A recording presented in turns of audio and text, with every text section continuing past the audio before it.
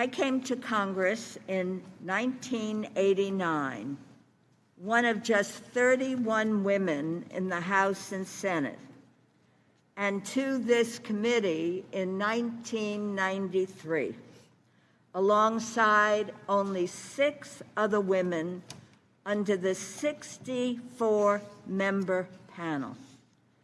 This body is better for the 100 women serving in the 116th Congress and for the many women in the room today.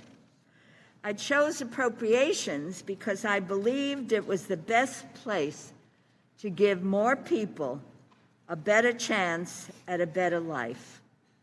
After nearly 30 years on the committee, I still believe that.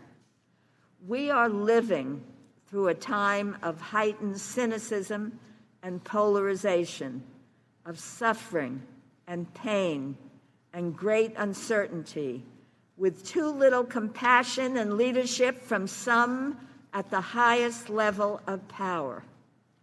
The old adage you might have heard me say a time or two, that in Washington there are Republicans, there are Democrats, and there are appropriators, is perhaps more important now than ever.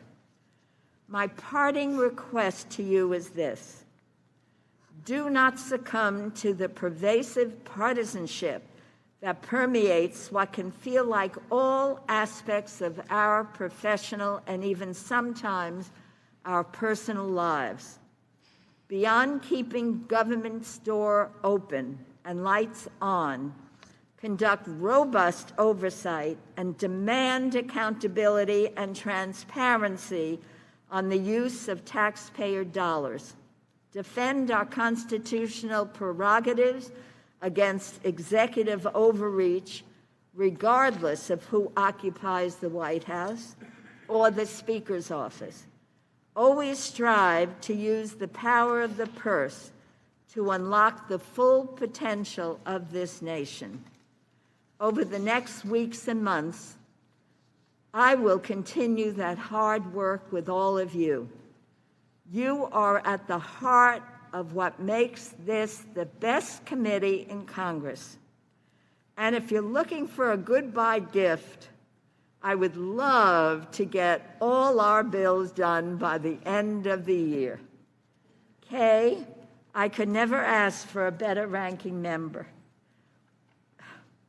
We took turns as chair and ranking member on state and foreign operations and have shown time and again that women get things done. I will deeply miss our partnership and you personally. In conclusion, it has been the honor of my life to serve as chairwoman of this committee. While I'll be sad to hand over the gavel, I know that all of us, members and staff, will live by the underlying principle that has guided our work together. Do the best we can to make life better for the most people we can. So thank you for indulging me.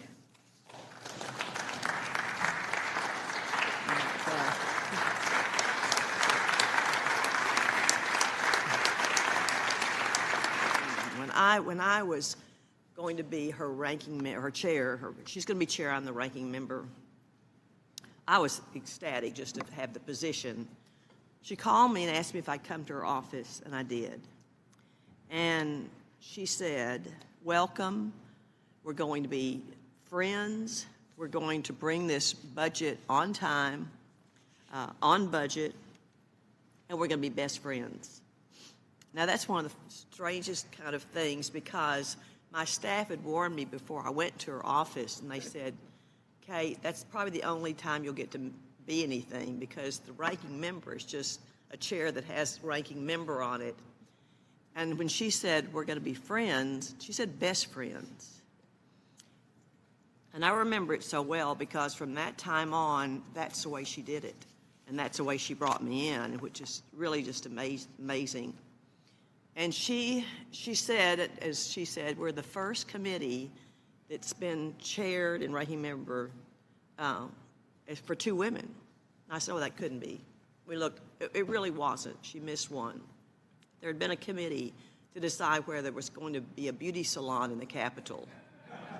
And they named a committee, and they studied it for 5 years before they could make that decision. So we didn't have to live up to everything, but we did become friends, and we became partners. And when you think about a Democrat from New York and a Republican from Texas, and we're going to be good friends, best friends, and partners, that should have been the most unique thing, but it really was. Because when she said that, she meant that. She said, that's what we're going to do. And so it was just a joy, always. And then I became chair. She's a ranking member. We just switched that from time to time. And she said very clearly, the difference is whoever's chair gets to make the rules and wins. And I said, we understood that. We worked on things together.